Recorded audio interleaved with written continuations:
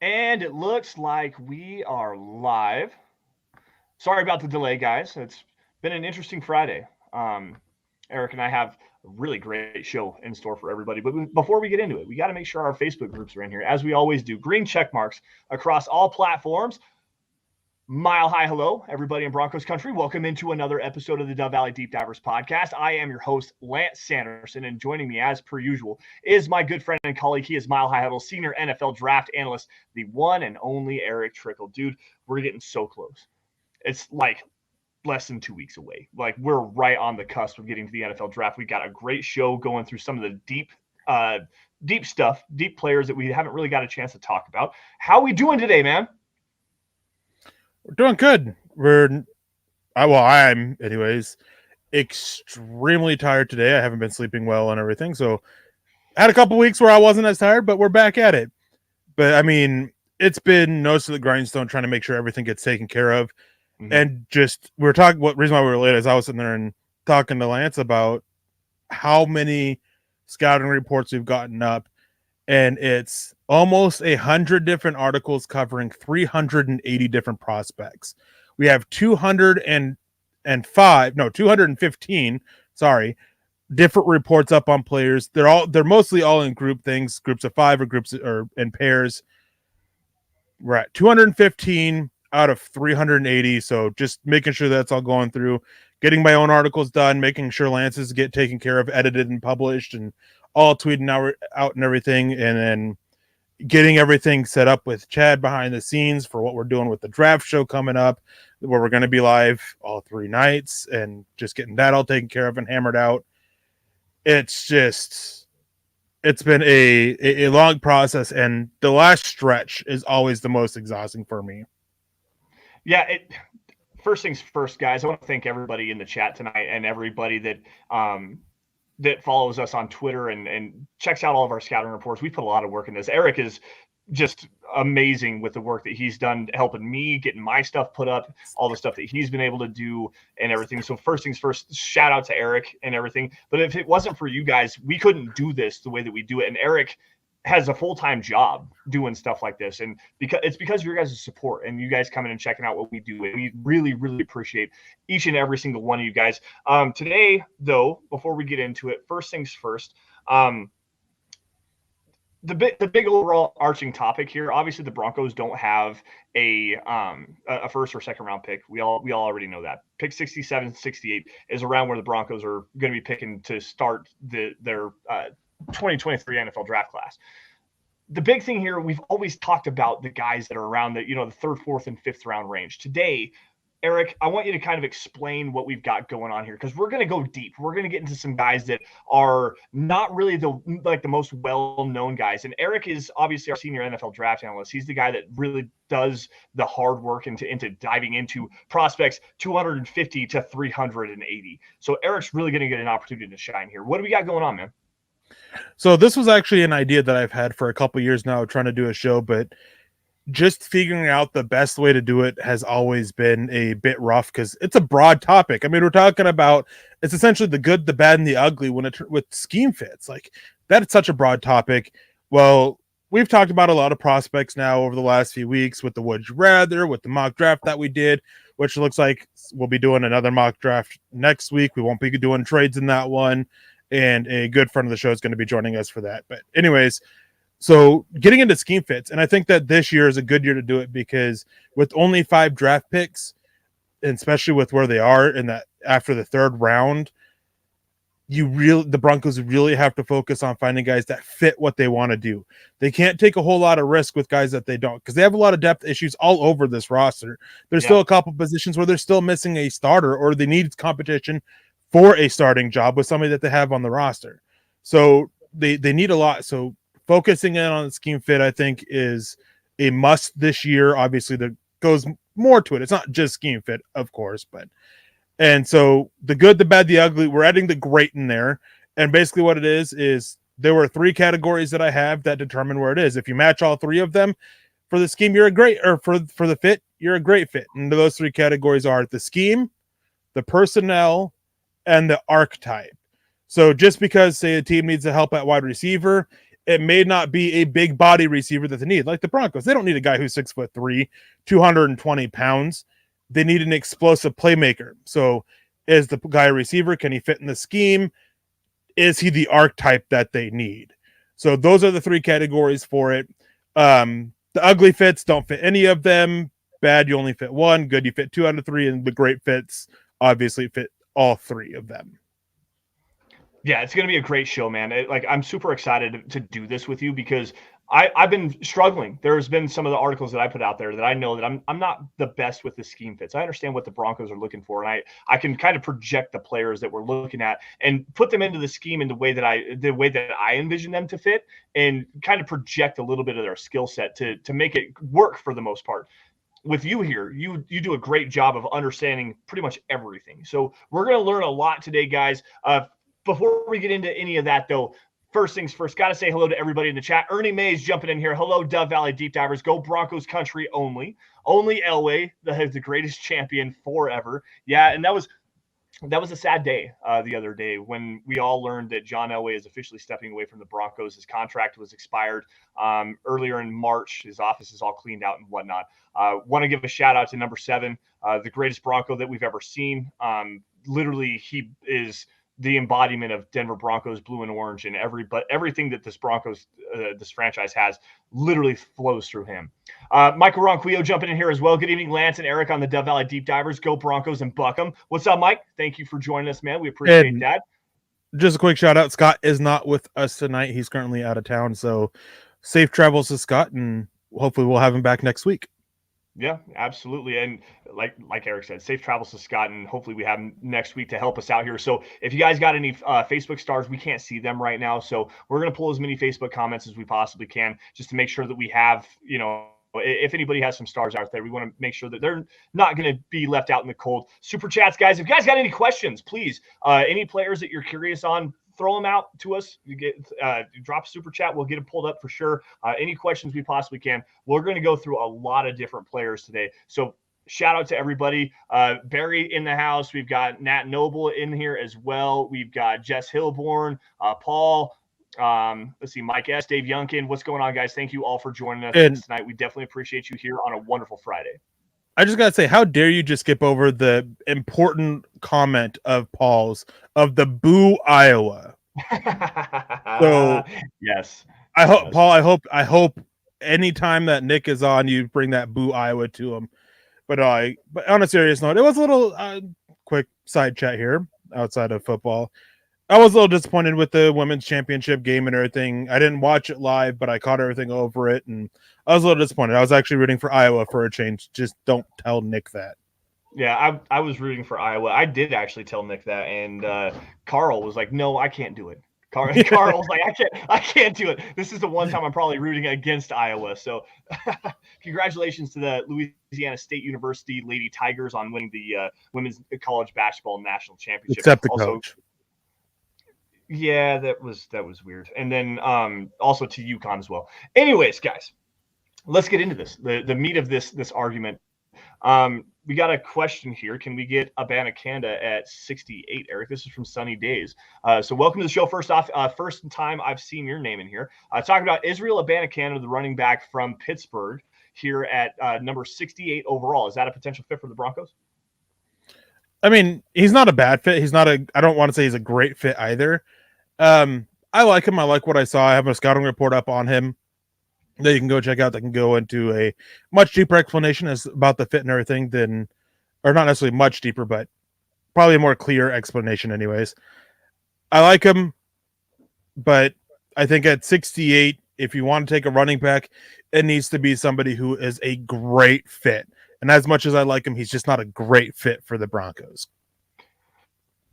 I don't disagree with you on that one. There's also a running back I like a lot better than Israel Abanikanda that has a lot of this similar, like a very similar skill set with more explosiveness in his play. That's Tyjae Spears, the running back from Tulane. He's a better receiver. He's not quite as good in pass protection, but he's at least serviceable. And he's got that explosiveness in his lower half, the lower body contact. So if you're looking at running back at 68, Tyjae Spears is the way I would go. But I would be fine with Israel Abanikanda, especially in the 4th round. But if you can get him if he drops to the 5th round, I'm sprinting to the podium to go and get him. Let's see here, Eric. You gave me a list, and there's a lot of players on this list that I'm not necessarily very familiar with. Like I said, you do all the work from 250 to 380, and it's hard to keep caught up with everything. But we're going to go in order of the biggest needs on this team, and I think that arguably the biggest need on this team right now is at the edge position. You have Randy Gregory, who has injury concerns, Baron Browning, who has injury concerns. Nick Bonito has really struggled as a run defender coming into the NFL. And obviously, as a rookie, you're going to have some struggles there. Jonathan Cooper is very inconsistent. So you got to find a guy that has some ass on the backside that he can actually stand up and develop a solid edge in the running game. And the first guy I want to talk about here is Kansas State edge rusher Felix Anudike-Uzomah, who I really like the way that he plays with power, the way that he plays with length, and you have him listed as a great fit. Why is that?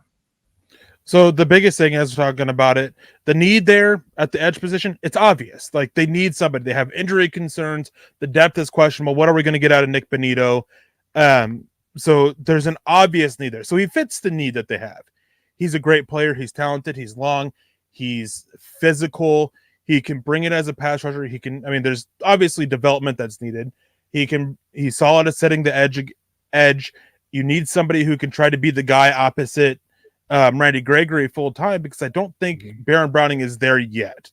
I still think he could potentially be. I think Baron Browning is more of a guy that you're going to sit here and have as a rotational piece. That third guy rotates in and eventually replace Randy Gregory, possibly after this year. So he fits the need. He fits the archetype that you're looking for. And he also fits the value of it, and he fits the scheme. Being able to move around and have some creativity with how you use them.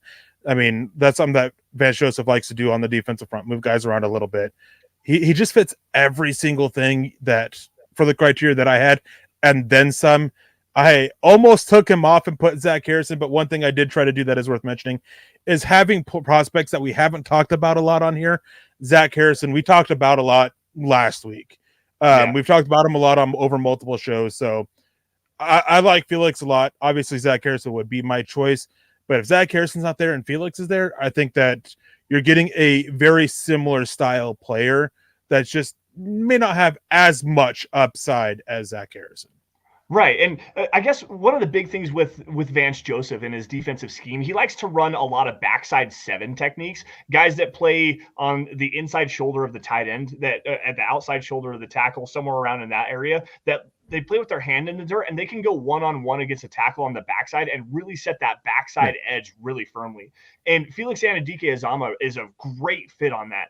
Randy Gregory is going to be playing the wide 9 on the strong side of the formation, probably standing next to Zach Allen, who's going to play the 5 technique head up against the offensive tackle. So this backside edge need is huge. You got to have that guy that can play with length and strength and sit with power and really hold on the edge. And Felix really does that really well.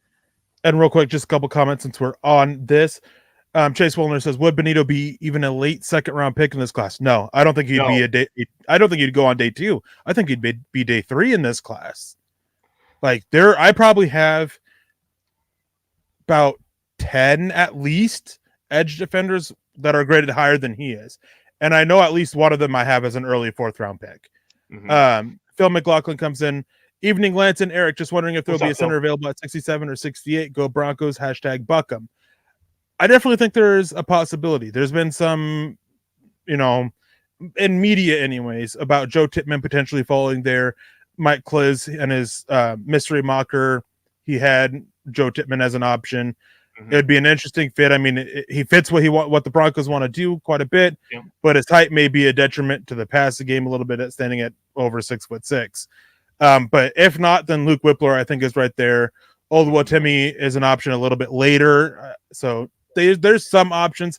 Not a great center class, but again, there are some options. Chris Chances comes in with the $2 donation saying, "Eric and Lance still best in the business." Thank you. We appreciate that, and we appreciate your support. And last one is Facebook user, can't tell who you are. If it's the one who made the Chris Rodriguez, Jody, appreciate you, but Chris Rodriguez is bad. Says, "Don't forget Christopher Allen." Not forgetting Christopher Allen. It's just a thing of, at this point, he's just nothing but potential that can't stay on the field. Injury concerns with Baron Browning, injury concerns with Randy Gregory. There's injury concerns with Christopher Allen as well. Yeah, absolutely. The injury concerns is the big thing. He's raw. Like he's more athlete than football player coming out of Alabama, and he spent this last season a lot of it on, I believe, injured reserve, and if not, it was on the practice squad. Like he's there's the injury concerns is the biggest thing with him. You got to get healthy, and you got to have players that can actually be available. And thank you all for joining us. We definitely appreciate that. And Chris, first time I'm seeing your name, so thank you for joining us. We definitely appreciate that, man.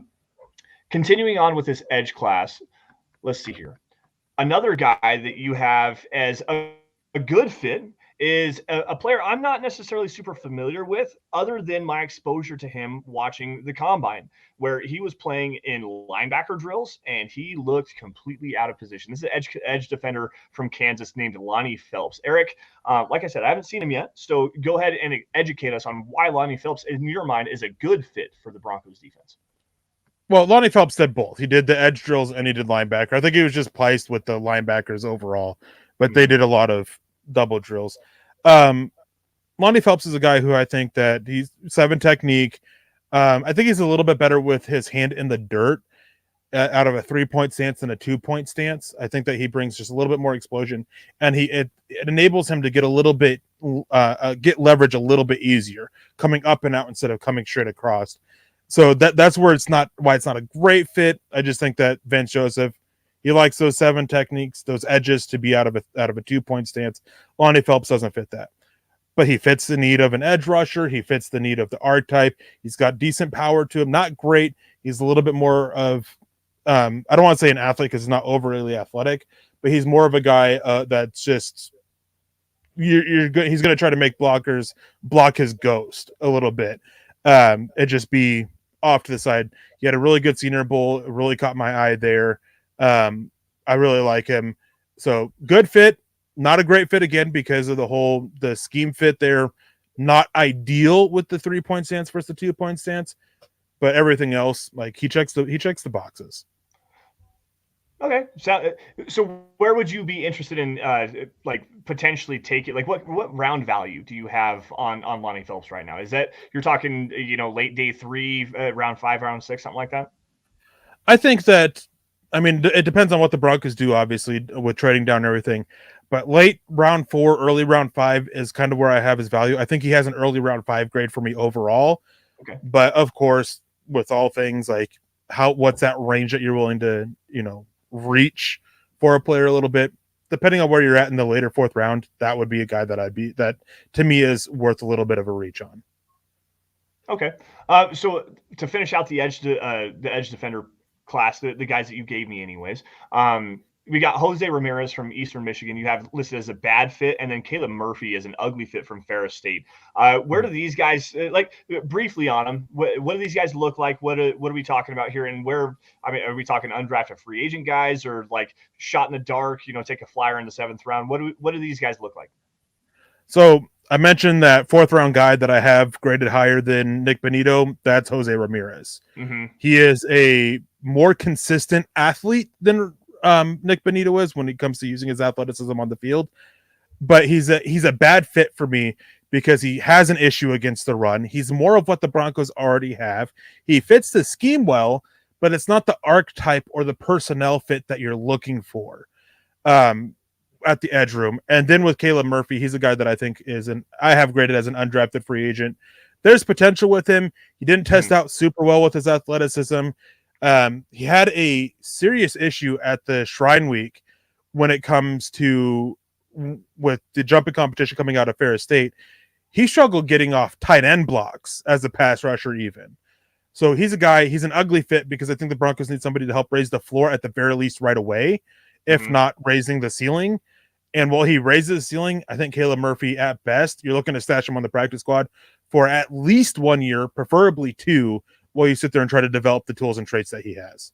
Right. He was a little bit thinner in the upper body too, if I remember watching him at the combine, like super thin in the upper body, doesn't play with a lot of power. I've seen a little bit of him, but I'm not super familiar with him. So am I right on that? Like he also lacks a little bit of length too. I think he was only 32 and a half inch arms. So that's so yeah, so an undrafted guy. Super explosive in the lower half, though. I really like the way that he moves.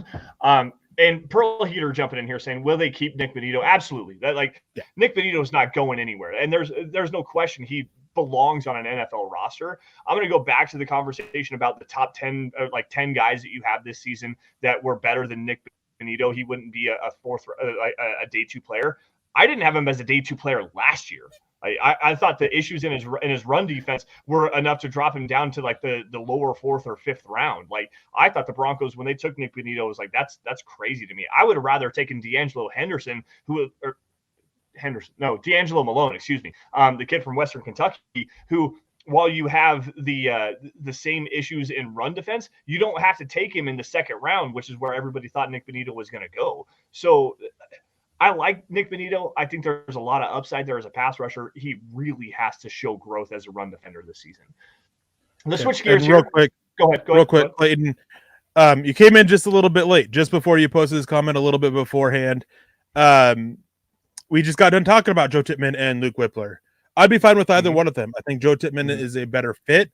I think Luke Whippler is a better fit in a zone scheme. I think he's got enough power to work.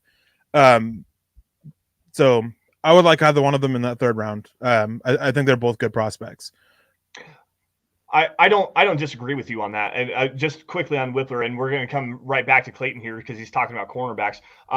With Whippler, I think that there's some bulk issues with him. I think he needs to add a little bit of mass, especially in the upper half. He's got great movement skills. He can get out in front and work in zone. But I think that there's a tenacity with his game, and his hand placement is nice, especially coming after snapping the football, getting your hands back up and getting into the chest plate. He does a good job in terms of that. Add some mass to him and get him moving vertically. I think that you can turn him into a really good power runner. I'm projecting there a little bit, but I think that that's the biggest need that you have with him. Clayton jumping back in says that we need a solid cornerback right away. Let's jump into that really fast, Eric. You and I have talked a little bit about a couple of guys that you have in this list, and Tyreek Stevenson and Keitrell Clark. We talked about those guys, I think it was 2 weeks ago. Got into a little bit heated discussion about that. But the guy that you have out of Northwestern as your great fit at the cornerback position is Cameron Mitchell. Another player I haven't really seen a lot of. I'm familiar with him, but I want you to describe why is he a great fit for this Broncos defense? Well, so the big thing is there's some questions about what coverage scheme is going to be the mainstay for the Broncos. While Arizona, Vance Joseph was heavy in man, but before that, when he was the head coach of the Broncos, it was a lot of zone. That's where he made a living out. It was zone. Even when he was a defensive coordinator for the Dolphins, it was zone. When he worked as a defensive backs coach with the Cincinnati Bengals, it was predominantly zone. Cameron Mitchell, it doesn't matter. He's got enough traits to work in either scheme and do well. He's got enough to come in and compete with Damari Mathis right away for the starting job. He's got versatility to play on the boundary or play inside. So that way, I mean, if Quad Williams, who's never played a full season, goes down with an injury, knock on wood that he doesn't, you have a backup option right there as well, besides just having to turn to Isang Basi. So you have a lot of options with him with what you can do. He brings the versatility. Obviously, he's a scheme fit for it. He fits with what the Broncos need. He fits with the archetype that they need. I mean, as a thing, I mean, when you're looking for it, the 3 criteria, he fits every single one of them for the Broncos. The question is will they value him to where I think he goes, or with where I value him even, because I have him as a third round player, mid-late third round, possibly early fourth, depending on if he falls a little bit with this cornerback class. But with 5 picks, obviously, currently the Broncos have to maximize the value of the picks. So it's just, will they value him the same way I do? The value that I've gathered with him seems to be more of that mid fourth round range, though. Okay, I was just about to ask that. Not to really spoil the show, but next week we got a great friend of the show. You all know and love him. He's come on multiple different times. Has a lot of experience with defensive backs as a coach. And he is going to come on and help really kind of dive through this Vance Joseph coverage scheme. So really pay attention. Next week is going to be an absolutely blast of a show. I'm with you though. Like you watched him a lot in cover 3, talking about Vance Joseph, run a lot of cover 3. a lot of two-man stuff that you saw with him back in his time in Cincinnati and his time in Miami, mostly predicated cover 3, cover 1. When he was in Arizona, it was a lot of cover 2, cover 4. There was a lot of cover 2 man and stuff like that. Press man coverage, specifically on later downs in the drive.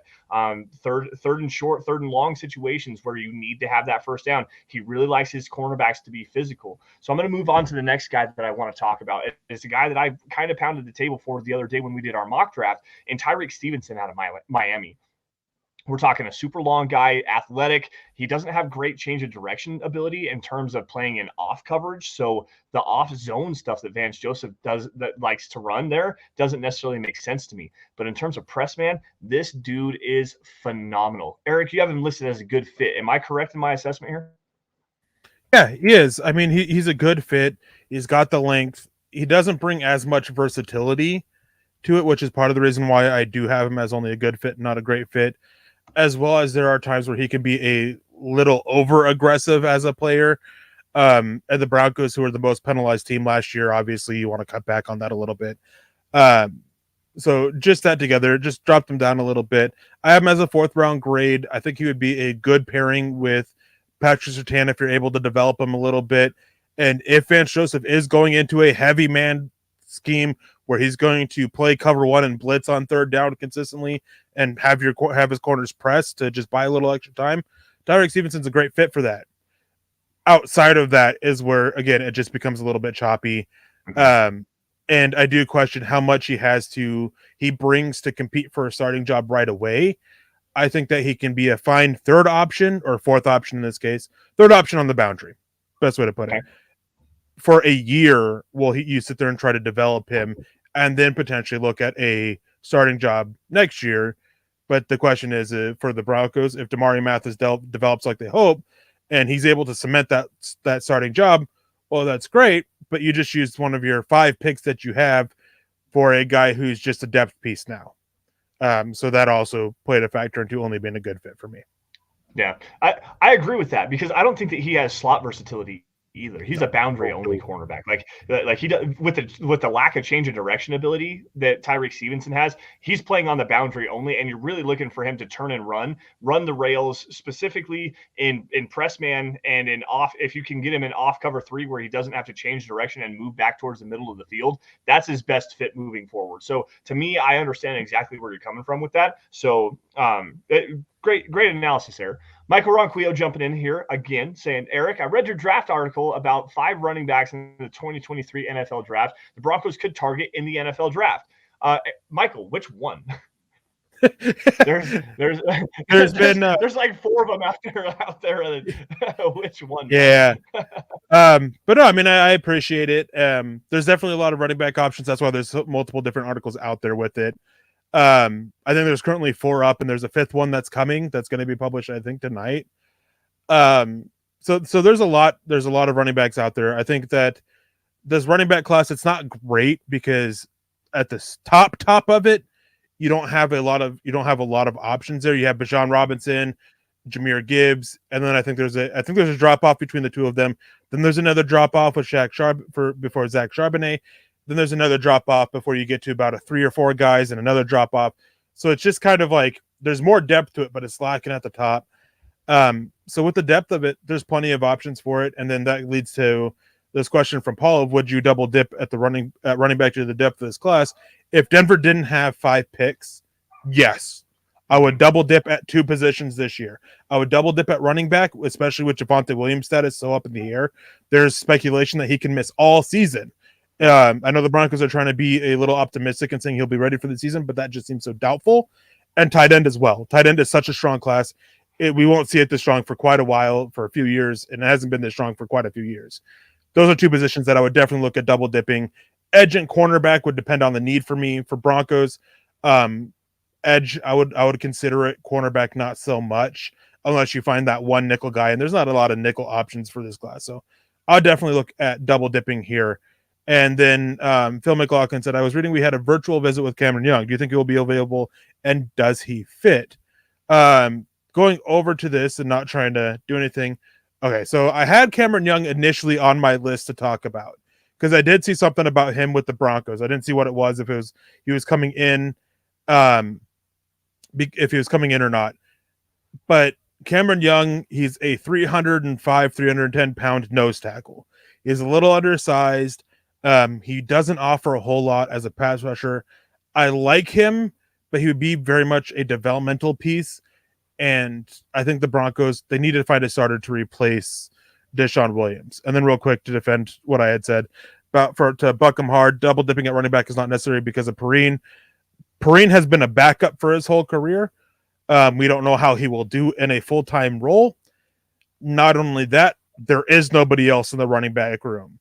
Tony Jones, we don't know what he is, and including him, all the other running backs have had a total of like 100 touches.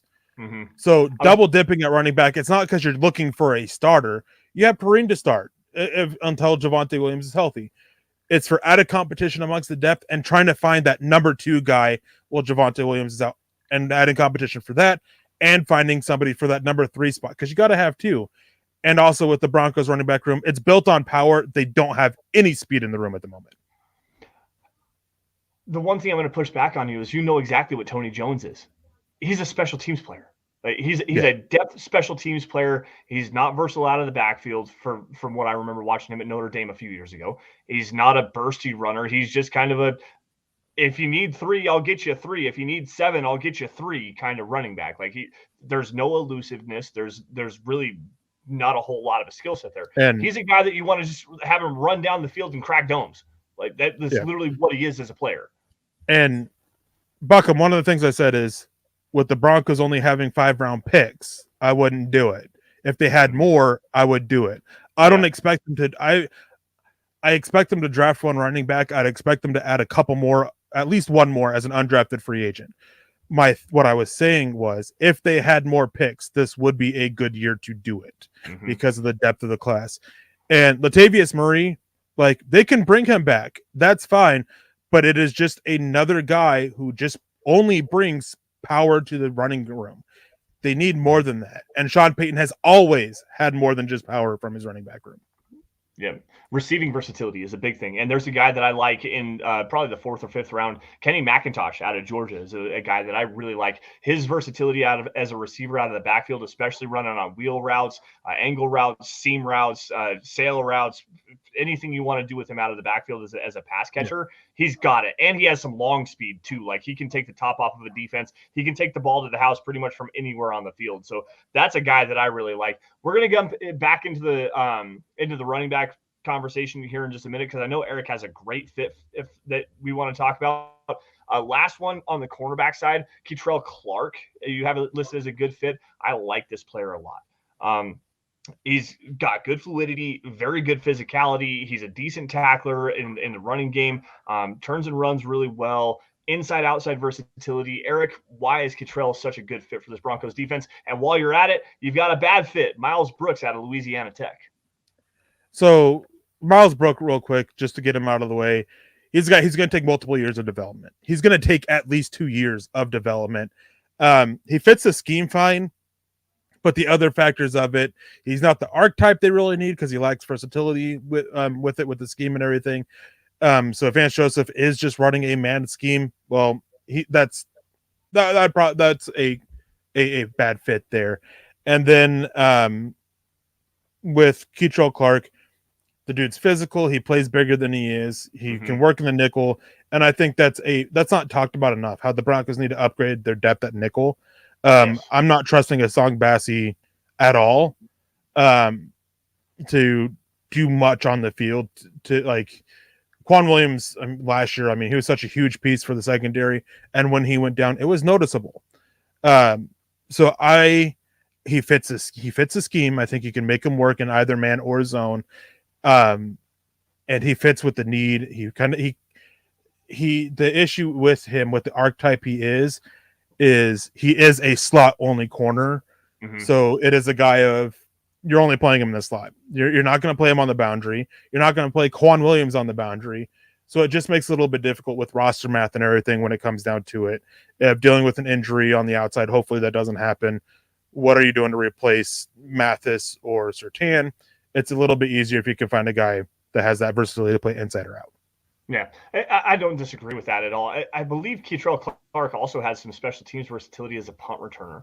I think I remember that watching. He had a punt return That taken to sounds the right. house when he was when he was a freshman, because he transferred to Louisville, if I'm not mistaken. I have to go back and double check my notes on that. Regardless, there's a scouting report on Trickel Clark already up at milehighhuddle.com. That's one of the ones that I did. Go check that out. I believe it was Trickel Clark and Travius Hodges Tomlinson, the kid from TCU, that I did with those guys. So make sure you guys go and check that out as well. milehighhuddle.com. Up on the top of the screen, there's going to be a draft. Click down, drop down menu. Click on that. You can go see all of our articles. Again, Erick says we have 215, I believe is what you said, already published. We have 215. We have 215 reports up on probably about 40 different articles. Mm-hmm. So there's a lot of content over there that way, guys. Make sure you go and check out anything you want. You're going to find a whole lot of high quality information there. Erick, let's move past cornerback here. Do you want to go into your offensive line, or do we want to jump back into the running back conversation? It's up to you. I'm letting you run the show. Okay, well, let's go to the interior offensive lines, because the guys that you brought to me, I'm familiar with one of them, and that's Jarrett Patterson out of Notre Dame. Late round guy, lacks power, center guard versatility, probably going to be a center at the NFL level. He's a center.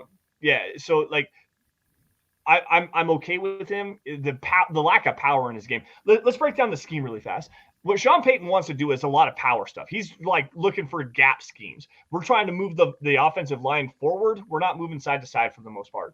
He does sprinkle in a lot of inside zone stuff. So you will see the center move forward, pick off a linebacker, pick to dictate a side. They'll run some split zone stuff as well. But for the most part, you're looking power scheme. You want guys that are out there kicking ass, taking names, knocking skulls, and just moving the trenches forward.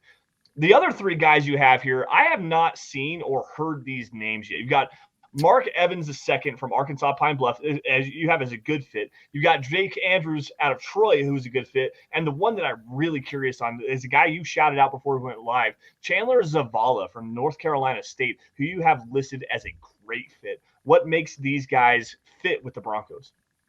So Chandler Zavala, I mean, you hit the nail on the head.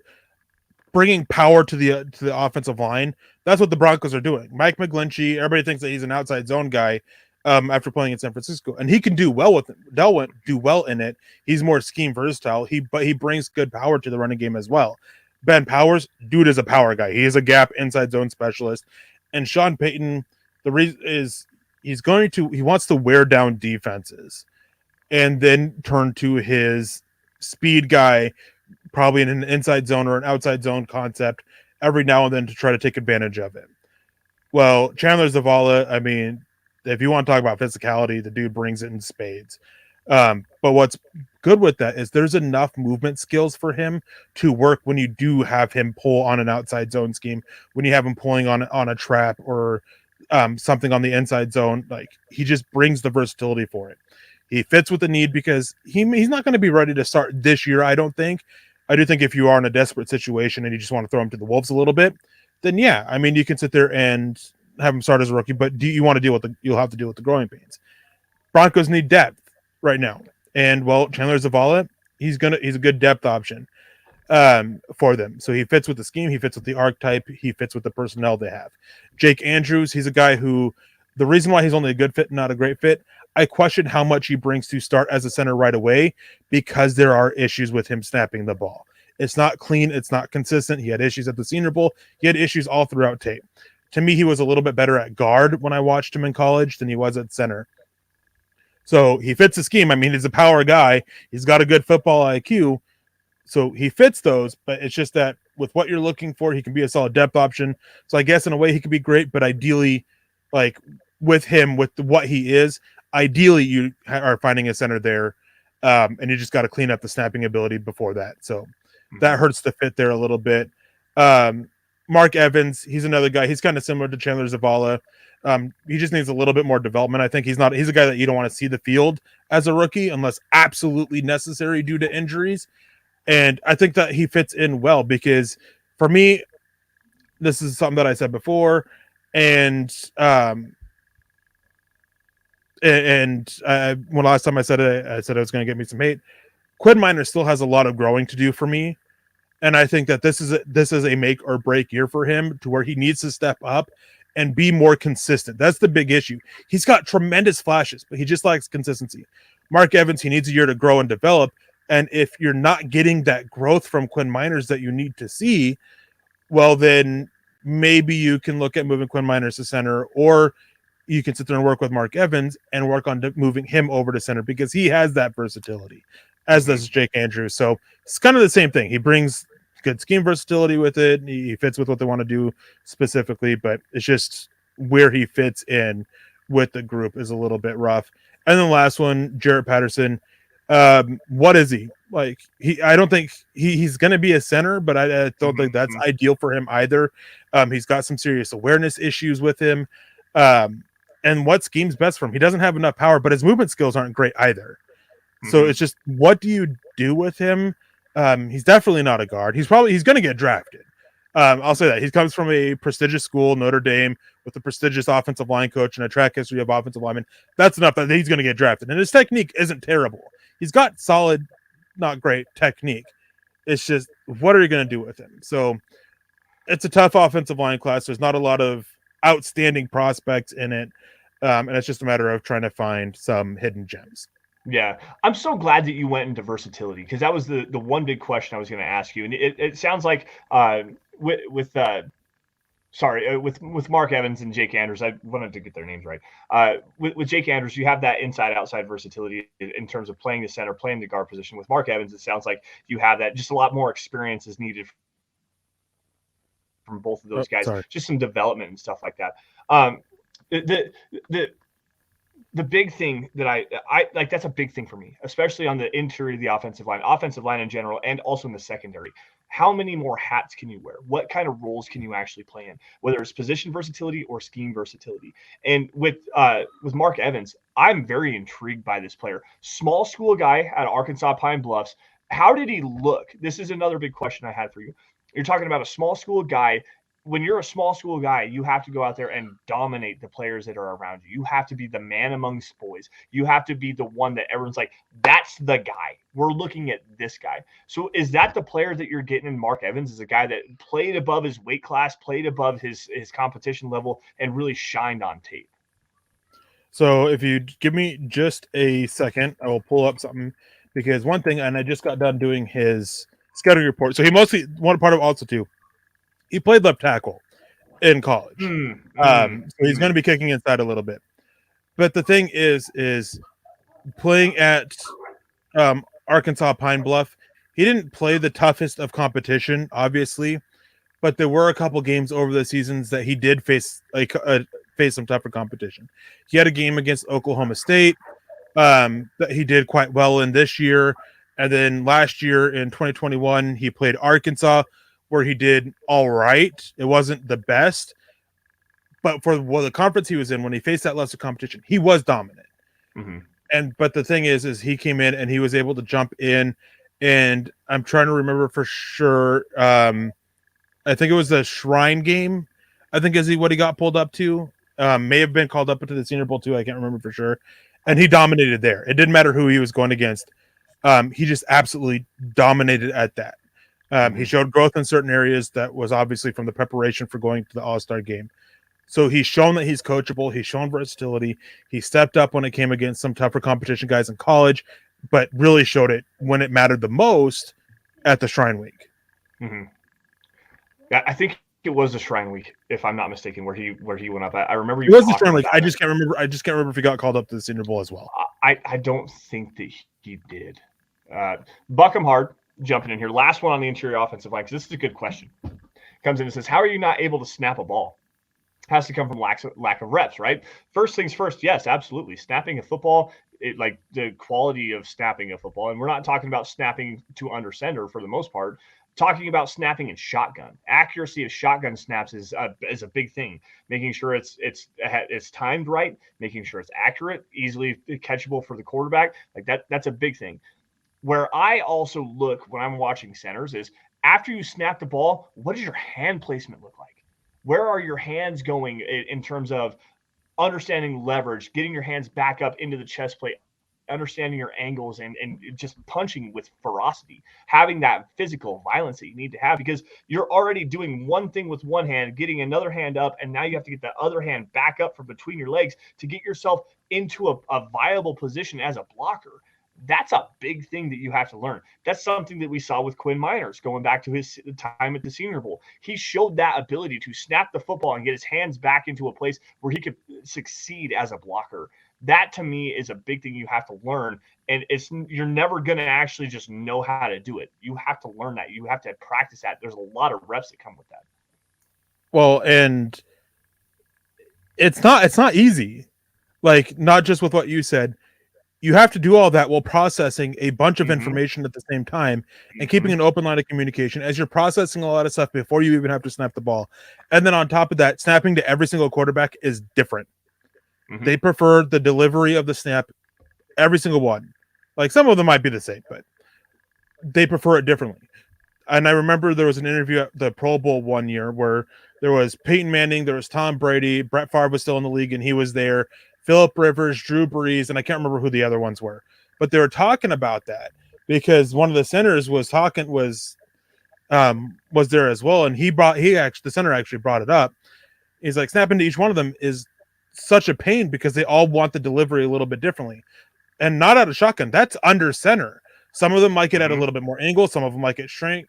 Some of them like it more angled to their non-dominant hand, their left hand, than their dominant hand. Some like it tilted down a little bit.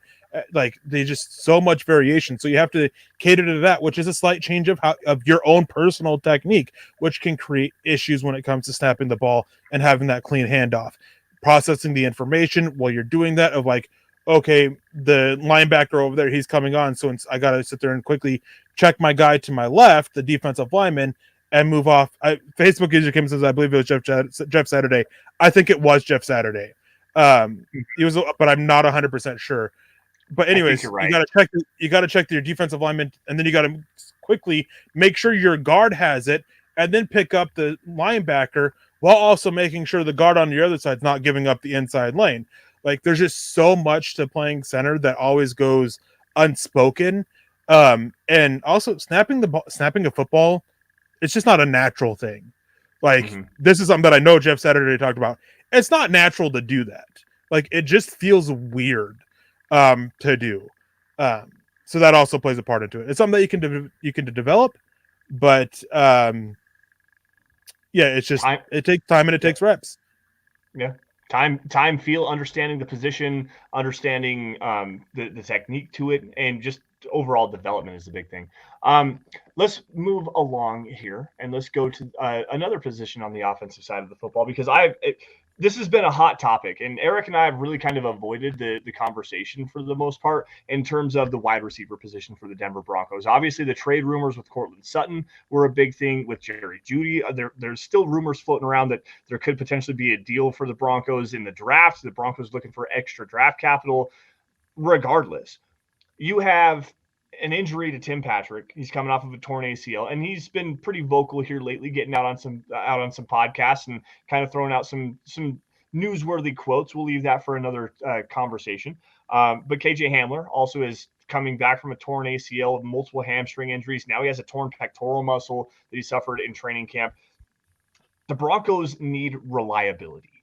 They need people that are actually going to be able to come onto the field and show that they can be accountable, that they can be reliable out there, that reliable pass catchers that are available is a big thing. They also need to add speed, big time speed, vertical speed, a guy that can go and take the top off of the defense. If it has a good catch radius and physical ball skills, that's a plus. And there's a guy, Eric, and you have him listed as a great fit. I like this guy. Serious blend of height, weight, speed, 6'3", 215, I think is what he was at the combine. Ran a 4.38 40 at the combine. Coming out of West Virginia University, Bryce Ford Wheaton. This dude is really fun, man. Why is he such a good fit for the Broncos? So I want to say wide receiver was probably the hardest position for me, because there are a lot of receivers that can be good or great fits for the Broncos. And it was a position that I really want to try to cover, a little bit of everything, because there's so many different archetypes. There's so many different aspects that you got to look for at a receiver, especially for the Broncos this year. They need somebody who can bring that deep speed, that explosive playmaking ability, because KJ Hamler's injured and he hasn't been able to stay on the field. They could be looking for a big body, more possession type receiver because of rumors about moving on from Cortland Sutton. And then the contract status of Tim Patrick as well. Now he'll be here next, and him recovering from an injury. The question with him is what's going to happen with him next year, as Sean Payton reportedly and rumoredly wants to just completely revamp the room, basically. Then there's the trade rumors for Jerry Jeudy. They could be looking for, your flanking receiver, the guy who's you want to be a good route runner. So there's so many different ways or archetypes that you can look for the Broncos, depending on what they do.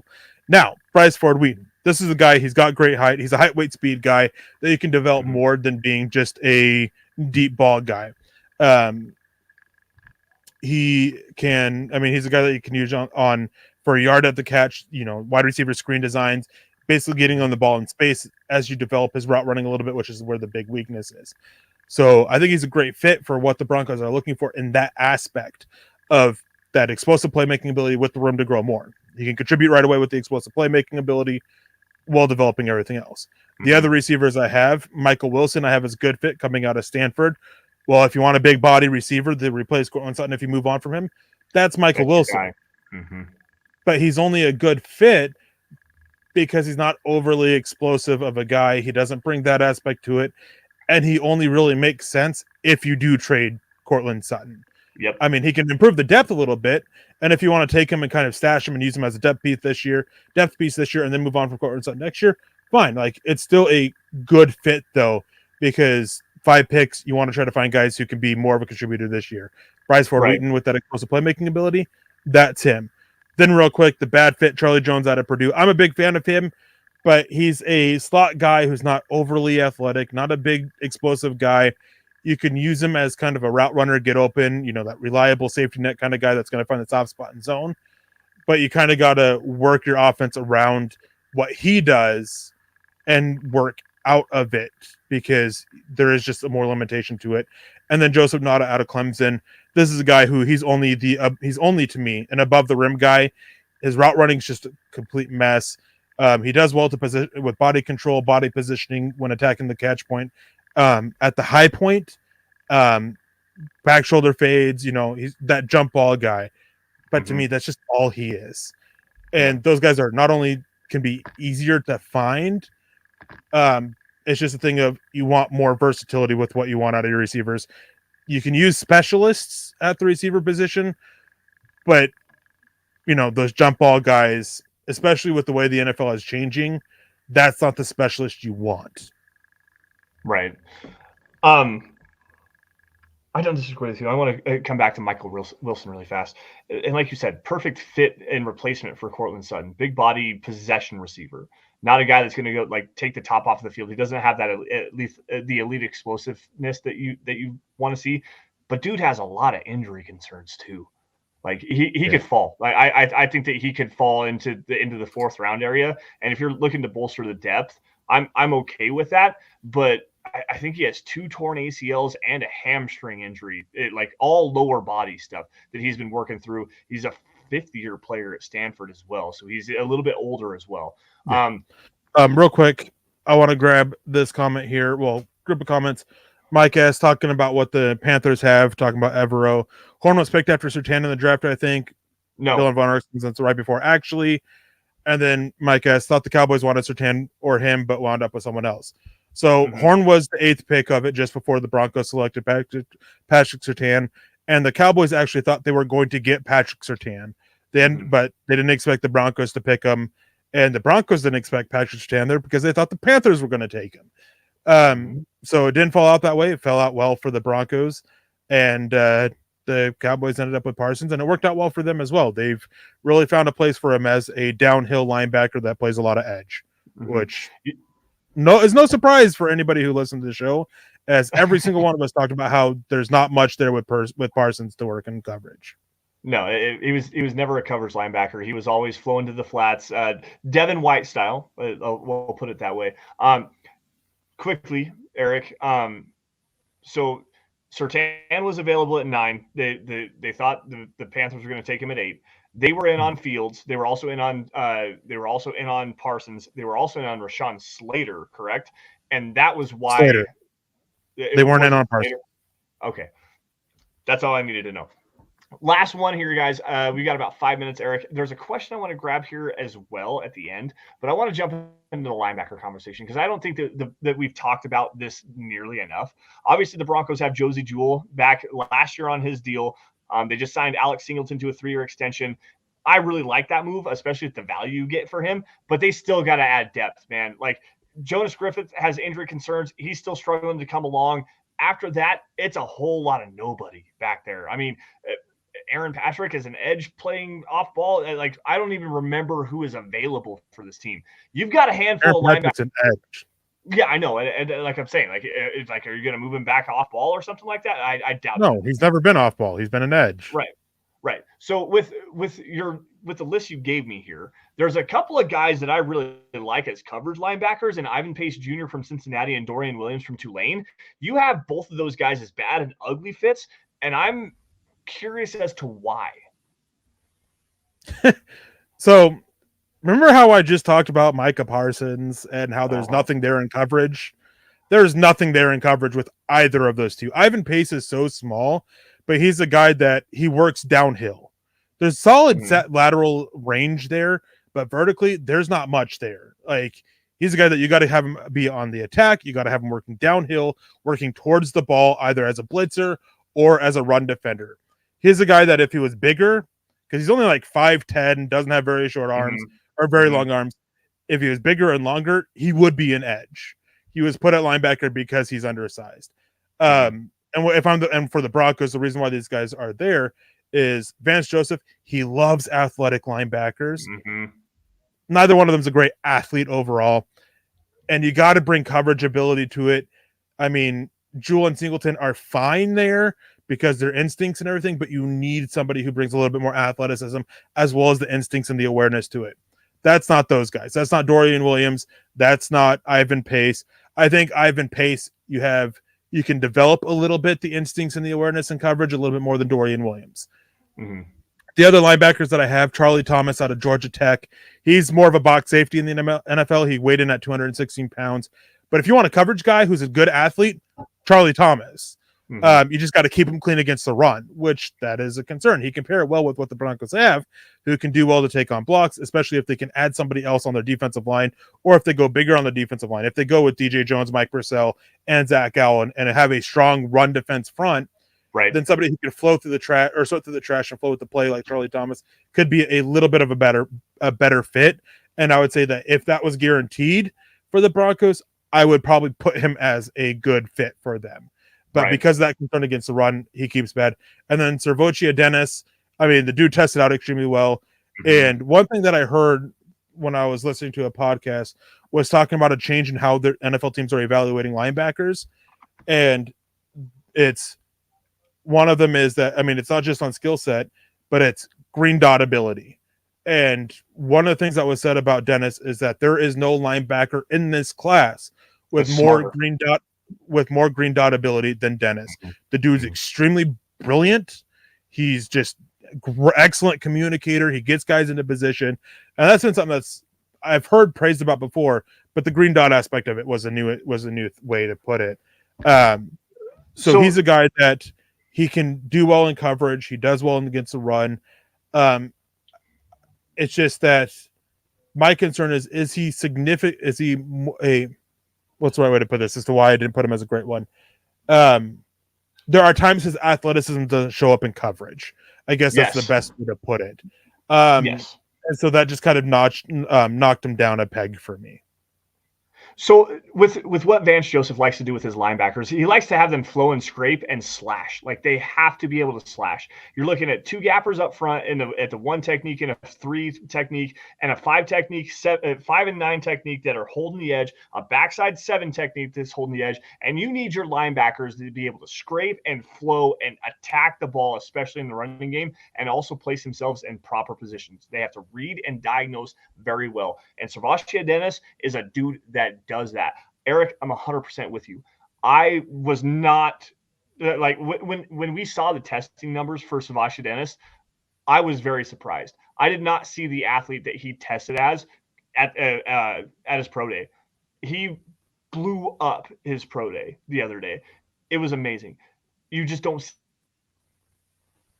it on tape. So I'm Yeah. questioning if it's a not necessarily a recognition, but a decision making. Like he's a little bit slower to trigger. He gets himself in the right spot. He does a really good job of understanding where he needs to be, and he's always in position to make the plays. It just seems like he's either he's either late to trigger, or he doesn't have that explosiveness in this first step to crash downhill. I'm 100% with you. I think that he's a good fit for the Broncos, but if you can get him a little bit quicker with this first step, that's a guy, the sixth round, fifth or sixth round, somewhere around in that particular area. I'm all over him. Like that's a guy I'm very intrigued by.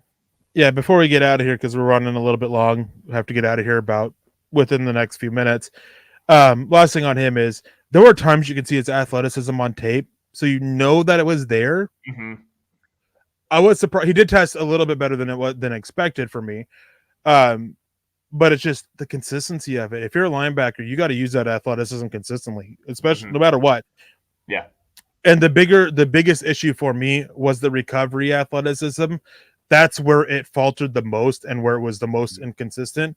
Because when you bite on a play action fake and you pull up and you leave that big old space behind you underneath the safeties, how quickly can you open up smoothly and get back there and erase that window? Yeah. His athletic testing suggests should be able to do it quite well, but it's just now a matter of translating that we saw onto tape, which we didn't see in college. Yeah, you're absolutely correct. Michael Ronquillo jumping in here at last minute. Great show tonight, Lance and Eric on the Dev Valley Deep Divers. Go Broncos and buck 'em. Thank you, Michael. Thank you all for joining us. If we didn't get any stars on Facebook, I do apologize for that. Like I said, we don't have Scott tonight, so if we missed you guys, we apologize. No one leave you out in the cold. Last quick question here, and I want to find it. I thought this was a good one, and maybe we can move this conversation to another time. But Juan Gonzalez coming in here, and I want to say hello to Juan because a new name.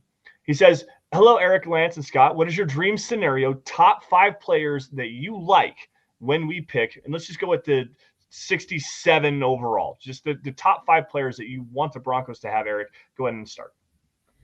Oh, the top 5 players. Do I have to be realistic? Yes. It says dream scenario though. Well, I mean, if Jalen Carter falls to 67, I mean, obviously I'm sprinting there. I wouldn't go that far. Julius Brents, John Michael Schmitz, just being a center, maybe. Zach Harrison. I would absolutely love Zach Harrison there, and I think he's a guy that realistically could be there. Diane Henley. And I don't know. I really don't know on that last one. Maybe Zach Charbonnet. I would really like. I really like Zach Charbonnet's game. Ooh, okay. So I'm going to trace 3 of them that you had. Julius Brents, John Michael Schmitz, Zach Harrison. I'm going to go with Kalijah Cansey. I like that 3-tech ability. I think he can play some 7 as well. And then Tyjae Spears, the running back from Tulane. Those are like my top guys. Quick shout out also. No concern about the newest Spears? Huh? No concern with the knee about Spears? Knee? What knee? His knee injury that he had a couple years ago. Oh no, a couple of years ago, no, not. I thought you were talking about he had another knee injury. What I saw from him last season, especially against Oklahoma, was just incredible. So no concerns with him. I very, very big fan of his. Also, shout out Sidney Brown from Illinois, a safety, and I think that him and Justin Simmons working together with the intelligence and the football IQ that they have. Also, the range and versatility they both had to play in the nickel, play deep in the single high. Those two working together, chef's kiss. All right, guys, that's going to do it for us tonight. Thank you all for joining us on the Dev Valley Deep Divers podcast. Follow us on Twitter, please, by finding me at Sanderson, or no, not Sanderson MHH anymore, because that one got got discontinued. At Lance S _MHH, and for Eric at Erick Trickel. Also, guys, at Mile High Huddle, please go over there. Every one of our scouting report articles is going to be posted on Twitter at Mile High Huddle, also milehighhuddle.com. Great way to stay in touch with the Broncos, whether it's YouTube opinion articles, scouting reports, breaking news, regardless, anything Mile High Huddle, at Mile High Huddle, you'll be able to find it there. MHHmerch.com, guys, go over and get something to suit your fancy to help support us. It's a great way to support what we do here at Mile High Huddle. And guys, if you're not financially able to do so, there are 3 things you are all able to do no matter what. Across all platforms, YouTube, Facebook, Twitter, Twitch. Subscribe, please, to Mile High Huddle. Like every video you guys see, and if you love it, please share it. Get it in front of as many Broncos fans as humanly possible, because without your support, like I said earlier in the show, we couldn't do what we do best. Eric couldn't have his full-time job covering the Denver Broncos. We really appreciate and love every single one of you guys, and thank you all for all of your support. Now, with that, Eric, we got to get out of here. A couple minutes left. Any last words, dude? Yeah, I hope that those of you who celebrate the Easter holiday, that you guys have a wonderful Easter. Stay safe. Yeah, absolutely. Happy Easter to everybody out there. Stay safe and take care. Yeah, but yeah. Yes. Happy Easter, everybody who celebrates out there. You all stay safe and take care. Have a great rest of your weekend. We will see you guys same time, same place. Special guest next week. Please be here next Friday. We'll see you guys later.